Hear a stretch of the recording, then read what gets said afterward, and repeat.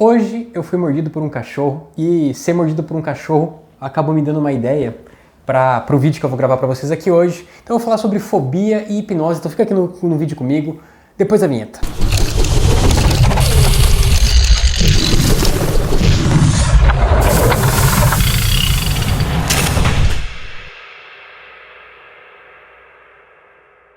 Olá, meu nome é Renan Moura, eu sou professor de hipnose, sou hipnoterapeuta e hoje assim aconteceu uma coisa muito interessante comigo que eu queria trazer para vocês e falar um pouquinho sobre fobias e sobre o tratamento com relação à hipnose. Bom, primeiramente assim, hoje eu fui mordido por um cachorro e você pode estar perguntando, mas tá, o que isso tem a ver com o vídeo aqui? Bom, quando eu era criança, eu tinha uma fobia absurda com relação a cachorro. Então, qualquer cachorro que viesse correndo atrás de mim, eu tinha uma fobia muito forte e eu não conseguia ficar perto. Com o tempo e com os anos, eu fui conseguindo trabalhar isso dentro de mim, tanto que chegou ao ponto assim que hoje em dia eu convivo com cachorros e tá tudo bem. Então, assim, tranquilo. E hoje, quando aconteceu esse fato esperado, assim, né? Quando eu digo que eu convivo com cachorros, eu nunca tive um cachorro de estimação, eu nunca tive um animal, mas assim, quando tem algum cachorro, eu brinco com o cachorro, eu consigo ter um tipo de interação diferente de como era antes. Qualquer cachorro, de qualquer tamanho que fosse, eu saía correndo e não conseguia ficar perto. Hoje eu tava lá no meu prédio, até que eu tava saindo de casa para ir pro carro e tinha uma mulher passando com dois cachorros ali na garagem e um dos cachorros chegou e mordeu minha perna. E é interessante, né, porque eu poderia ter vários tipos de reações baseadas no que aconteceu ali. Como é uma coisa que eu já trabalhei com o tempo, a minha reação até que ela foi muito boa. Mas uma coisa interessante que aconteceu com o meu corpo foi, no momento que eu fui mordido, o meu coração ele acelerou e lembrou, não tão com a mesma intensidade, mas lembrou de uma maneira próxima até com relação a como eu me sentia quando eu estava perto de um cachorro na época que eu tinha fobia de uma maneira mais intensa. Então é isso que eu queria trazer para vocês aqui hoje. Como se forma uma fobia? Uma fobia ela se forma, primeiro a diferença entre medo e fobia. O medo, ele é normal a gente ter medo de algo, então o medo ele nos protege. A fobia é quando ele atrapalha a sua vida, quando é uma coisa tão irracional, tão forte que atrapalha a sua vida. Por exemplo, um cachorro.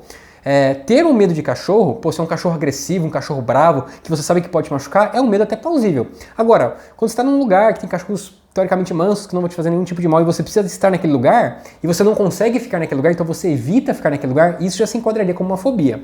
No meu caso, eu tinha uma fobia. Então, qualquer lugar que tinha cachorro, eu não conseguia ficar perto. Eu ainda tenho um certo receio quando eu estou perto de cachorros muito grandes e muito bravos. Então, isso é uma coisa que até hoje... Mas eu não diria que ainda é uma fobia. Eu diria que é o medo de que eu sinto que aquilo pode me machucar. Mas enfim, como que se forma uma fobia? Uma fobia se forma de quando você pode se formar por várias maneiras. Mas uma das principais maneiras é quando você passa por algum estímulo muito forte, emocionalmente falando, e isso gera em você um registro emocional muito intenso.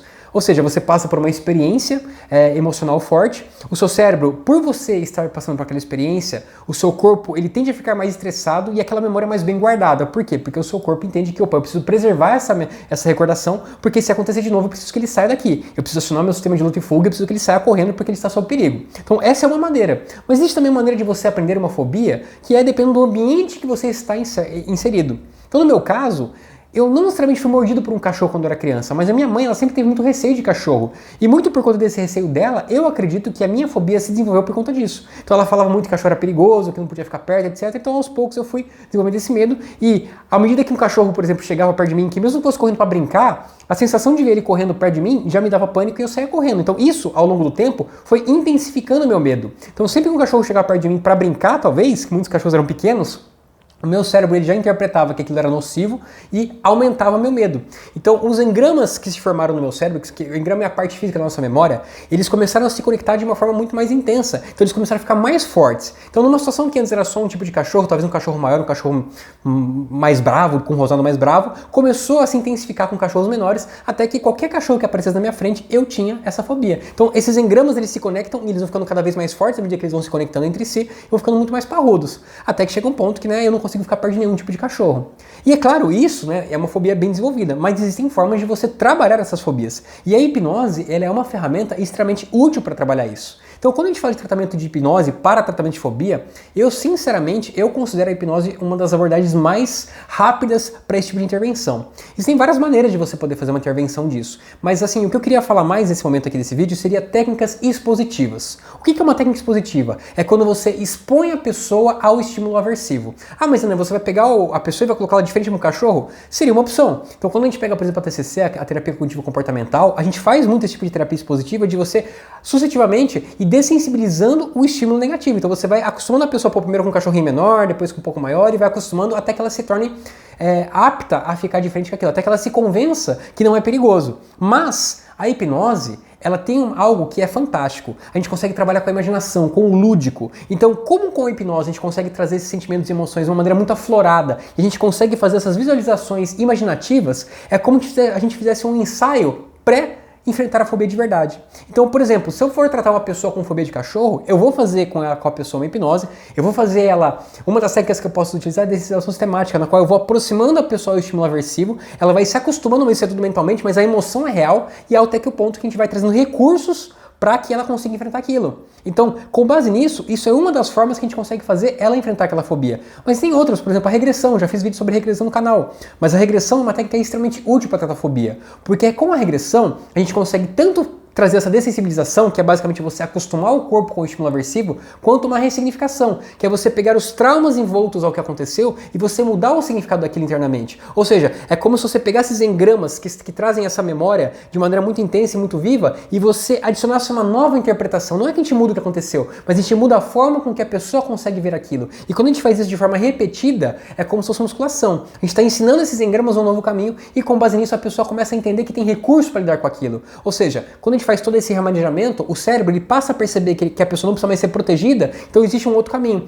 Aquela sensação do corpo, ela começa a passar também. Porque se eu não preciso mais ser protegido, eu não preciso mais ativar meu sistema nervoso simpático, eu não preciso mais ter aquela reação de luta e fuga comum de quando você está sob perigo. E isso é muito rápido. Então o tratamento de fobia, ele pode ser muito rápido com hipnose.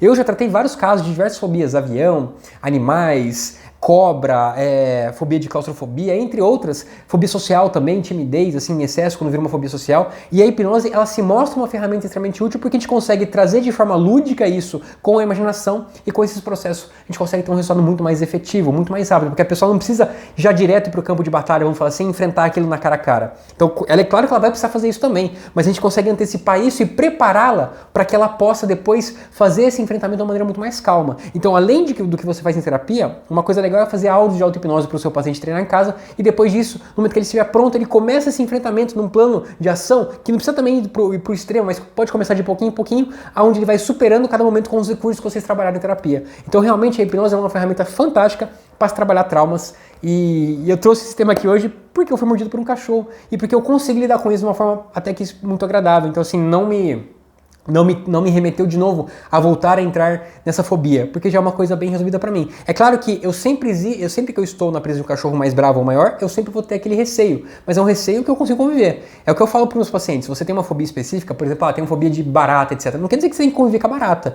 mas você tem que estar numa situação que você precisa conviver com ela, que ela tá ali, você não precisa sair do ambiente correndo, você não precisa entrar em pânico, não precisa ter uma reação de luta e fuga para poder enfrentar isso. E isso é o mais importante, tem que ser uma coisa mais administrável. Beleza? Eu espero que tenha gostado desse vídeo. Divulga para quem você sabe que tem uma fobia, que está buscando tratar uma fobia para tratar com hipnose, é uma ferramenta muito legal. Se inscreve no canal, curta esse vídeo, nos vemos em breve, um abraço e até mais, tchau, tchau.